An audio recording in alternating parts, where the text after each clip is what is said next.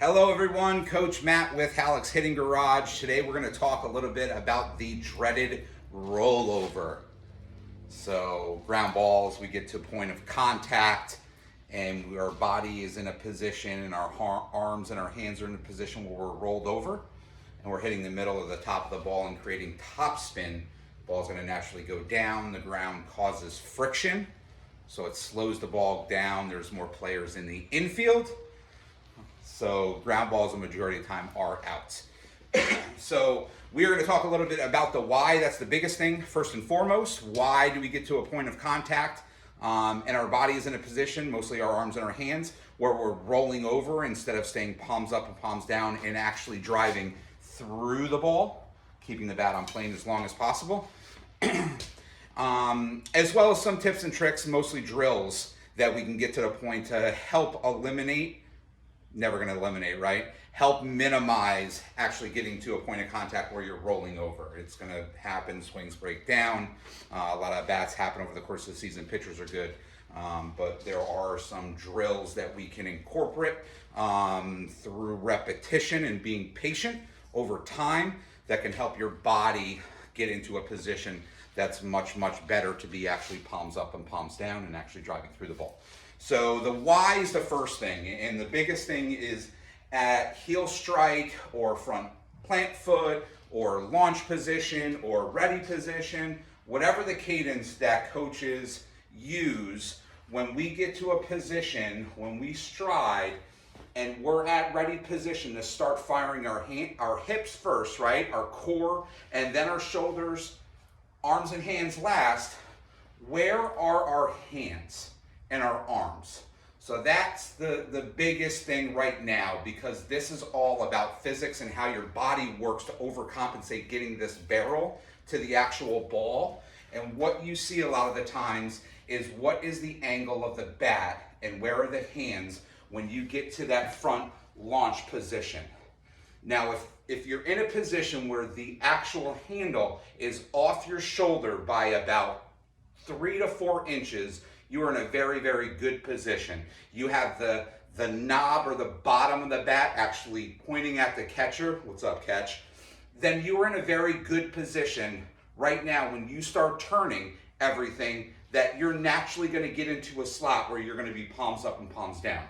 What happens is you get a lot of players, and especially at a young age, where this barrel and the bat is a little bit heavy and it starts going in places because of the size or the weight of it, and the only way to get to the actual ball is to physically roll their arms over. So you see it a lot of, mostly with younger players that are a little bit smaller than their peer group, but what you'll see is you'll get them to a launch position. It'll be either too straight up, or it'll be back, and then you see back lag. You'll hear that a lot of times from coaches, where they'll get to a position and the barrel of the bat is backwards and the knob is actually pointing towards the ball or towards the pitcher before they start to rotate.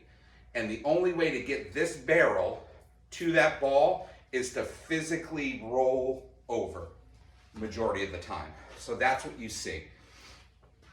Second thing that you see a lot of the times as far as rollover is concerned and why the body gets into that position is that the hands actually get physically away from your body.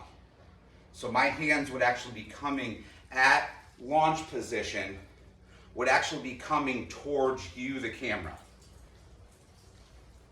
Once your hands get physically away from your body, a lot of things break down, but the physics of the swing and how your body works to get the barrel to this ball, if your hands are physically away from your body, it is very, very difficult to then pull them back in, which is a secondary movement as the ball is traveling down towards the lane to the plate.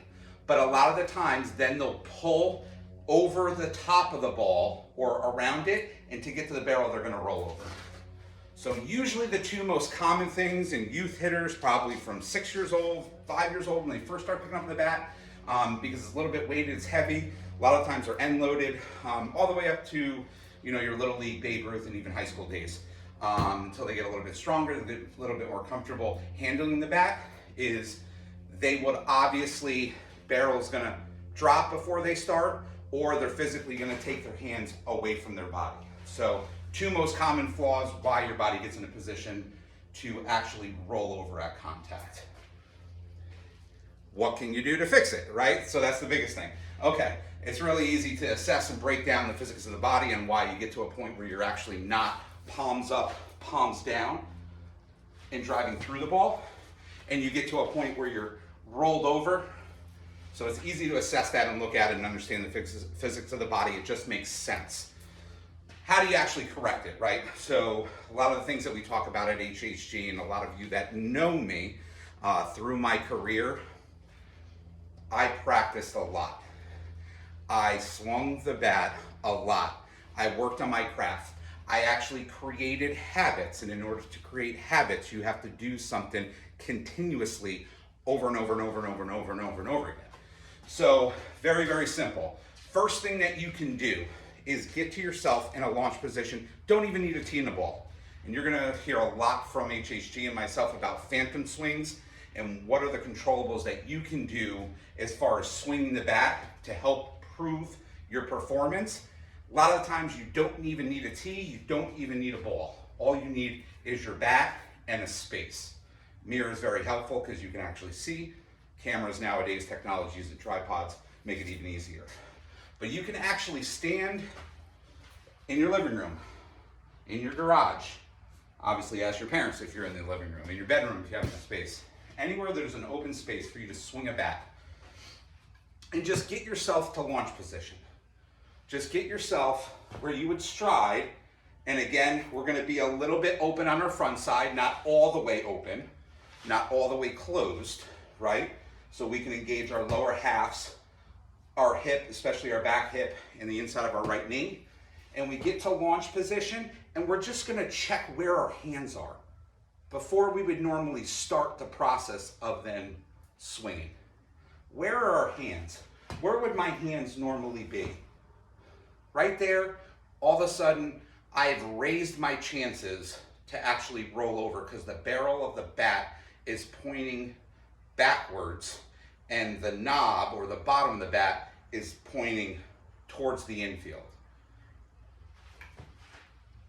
Very simple if you just think about physics and look at how things move with things that are actually being held, like a baseball bat, golf club, hockey stick, tennis racket, a lot of different things that you can look at from a sports perspective. But very simple drill, you don't even need to do it. Where do we get, when we're at launch position, to make sure that we're in an athletic position and this barrel is right above our head. Not back, not straight up. Where are we in launch position? Are we in a correct position, athletic position right now to get going towards this ball to be palms up and palms down and raise our percentage and chances to be in a correct position to hit the ball? Very simple. And then we just take dry swings. So we get the launch, we check ourselves, make sure our knob is pointing at the catcher, saying what's going on, catch. Our hands aren't too far away from our body. We're not too far extended or away from our body as far as our hands going towards the backstop, right? We don't want to be too close into our body. We want a little bit of stretch with still a little bit of bend so we can feel it, but in an athletic position. And then we swing.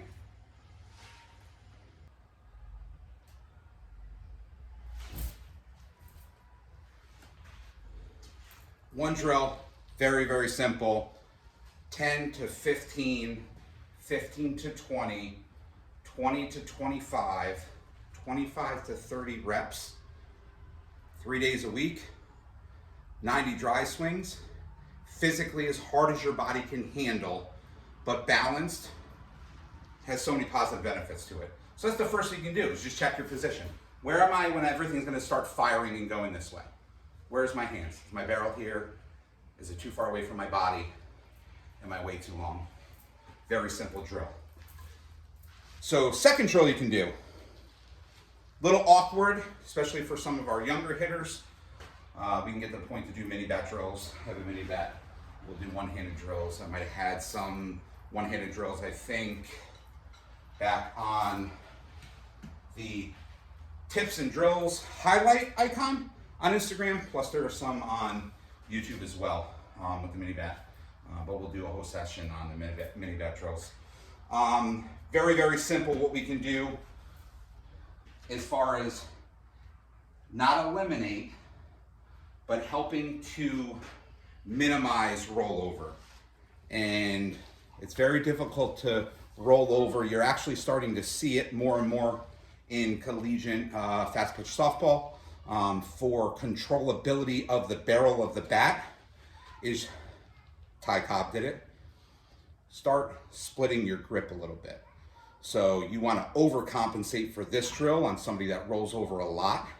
We want to get a little bit more up. If there was obviously grip tape on this, you want to get right up around where the grip tape ends and the bat then begins, or the metal begins, or the wood. And you just do split grip drills. It's very difficult, your body, because the hand in the position right now being up closer to the barrel, to get to roll over.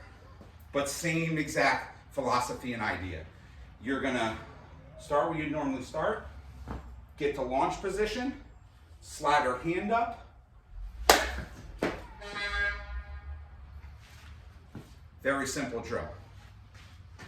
Then replicate and do about 10 more.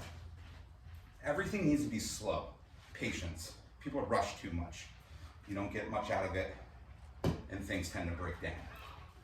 So we get the launch position, stride position, heel strike, ready position, up on the barrel, and we're through the ball.